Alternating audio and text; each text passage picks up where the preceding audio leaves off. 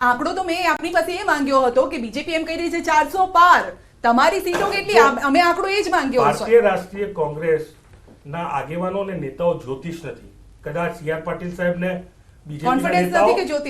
Confidence ની વાત નથી. અમે જીતશું એમ કહીએ છીએ. અમે આંકડાની વાત નથી કરતા. આંકડાની વાત એટલા માટે નથી કરતા કે તો દેશની જનતા નક્કી કરશે કોને કેટલા ફિગર્સ આપવા, કોને 400 આપવા કે 40 આપવા. એ દેશની જનતા નક્કી કરશે. આ દેશના યુવાનો નક્કી કરશે, આ દેશની મહિલાઓ નક્કી કરશે, આ દેશના વેપારીઓ નક્કી કરશે, આ દેશના જે અલગ અલગ વર્ગના લોકો છે એ નક્કી કરશે, આપણા મતદારો નક્કી કરશે. ઓકે, ફરી નહીં જાવ ને પછી આ જે સ્ટેટમેન્ટ છે ફરી નહીં જાવ ને.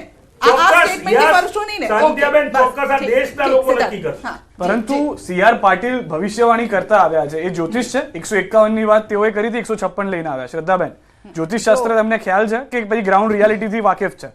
સિદ્ધાર્થભાઈ, અમે ગ્રાઉન્ડ રિયાલિટીની વાત કરીએ છીએ. અહીંયા રોજગારીનો એક પ્રશ્ન છે અને રોજગારીનો પ્રશ્ન હોવો જ જોઈએ. અમારી પાર્ટી એમાં બિલીવ કરે છે, કારણ કે અંત્યોદય સુધી જવાની હર હાથ કો કામ હર ખેત કો પાણી એ પંડિત દીનદયાલનું સૂત્ર છે, જે ચરિતાર્થ કરી બતાવ્યું છે મોદી સરકારે. હું તમને સાદી ભાષામાં કહું, આજે રેલવે કેટલા છે, રેલવેના કોચ કેટલા છે, એરપોર્ટ કેટલા છે, એવિએશન સેક્ટર કેટલા છે, કેટલી ટનલો બની છે, કેટલા એમ્સ બન્યા છે, રોડ રસ્તાનું જે નિર્માણ છે કેટલી ઝડપે થઈ રહ્યું છે, તીવ્ર ગતિથી થઈ રહ્યું છે, ઇન્ફ્રાસ્ટ્રક્ચર કેટલું અપગ્રેડ થઈ રહ્યું છે. તમે કાશી વિશ્વનાથ કોરિડોર જે ધાર્મિક સ્થાન છે, એવા ધાર્મિક સ્થાન આખા ભારતની અંદર તમે વિવિધ જગ્યાએ જે ધાર્મિક સ્થાનોનું ઉત્થાન થયું છે, ત્યાં પર્યટન કેટલું ગયું છે. સ્ટેચ્યુ ઓફ યુનિટીમાં પર્યટન કેટલું થયું છે, સ્ટેચ્યુ ઓફ યુનિટીમાં કેટલા પ્રવાસીઓએ મુલાકાત લીધી, તો આસપાસમાં કેવડિયા કોલોનીમાં આનાથી શું બદલાવ આવ્યો, કાશી વિશ્વનાથના બનારસમાં કાશી વિશ્વનાથ કોરિડોર બનવાથી શું બદલાવ આવ્યો.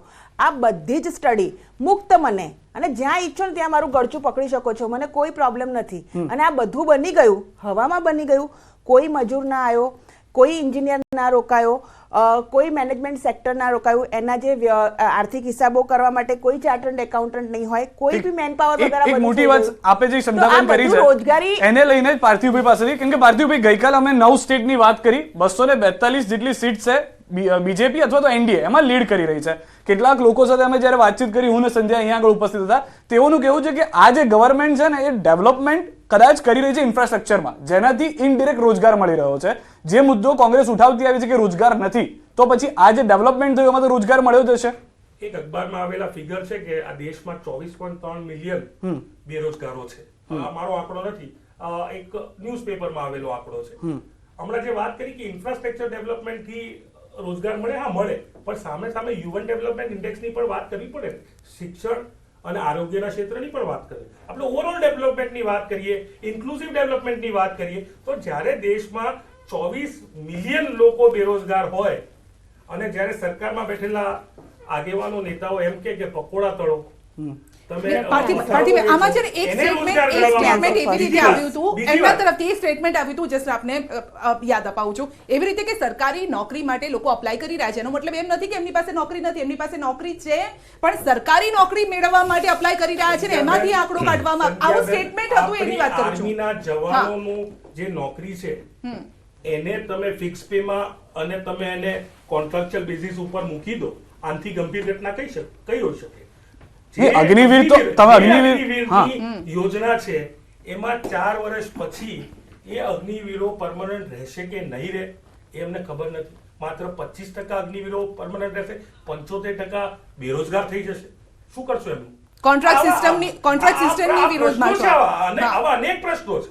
આપણે જે વાત કરીએ છીએ કે આ સમગ્ર દેશના સમૂચા, આપણે ગુજરાત અત્યારે ચર્ચા જે થઈ રહી છે એ રાષ્ટ્રના પરિપ્રેક્ષમાં થઈ રહી છે. છે નહીં કે ગુજરાતનું ઇલેક્શન છે અને ગુજરાતના પરિપ્રેક્ષમાં ચર્ચા કરીએ, પણ એ સ્પષ્ટ દર્શાવે છે કે સમગ્ર દેશમાં આજે ભારતીય રાષ્ટ્રીય કોંગ્રેસ વિરોધ કરે છે એવું તો છે નહીં. હરિયાણાના, પંજાબના, યુપીના, એમપીના, ગુજરાતના પણ આપણે જામનગરમાં પણ વિરોધ પ્રદર્શન જોયું. અને દેશના યુવાનો કહે છે કે આ અમારું શોષણ છે અગ્નિવીરના નામે. આ પ્રકારની ભરતી પ્રક્રિયા ન હોવી જોઈએ. નહીં, પણ અગ્નિવીરને એ લોકો તો સ્ટાઇપન્ડ પ્રક્રિયા સાથે પણ કહી રહ્યા છે ને કે એક ટ્રેનિંગ છે. આ ટ્રેનિંગ છે, મારી વાત સાંભળો, આ સીએ જેવું છે ને, આ સીએ જેવું છે.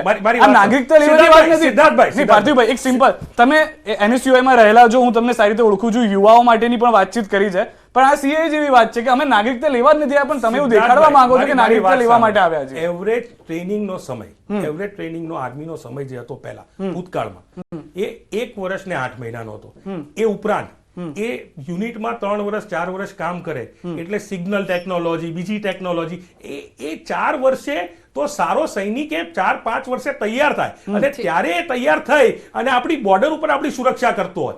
આ તમે 1 વર્ષની તૈયારીમાં સીધો એને બોર્ડર ઉપર મૂકી દેવાના છો. જ્યારે સામેના પક્ષે ચાઇનાનો જે સિપાહી છે એ 1.5-2 વર્ષની ટ્રેનિંગ સામે વાળો હશે. એટલે આ બહુ ચિંતાનો વિષય છે અને એમ કહીએ છીએ કે permanent આપણી દેશની સુરક્ષાનો પ્રશ્ન છે. જી, ક્વિક રિપ્લાય પછી સવાલો પાર્થિવભાઈએ પર છે ને 2 પ્રશ્નો હ્યુમન ડેવલપમેન્ટ ઇન્ડેક્સના ઉપાડ્યા. હું તો 3 ઉપાડવા માટે રેડી છું.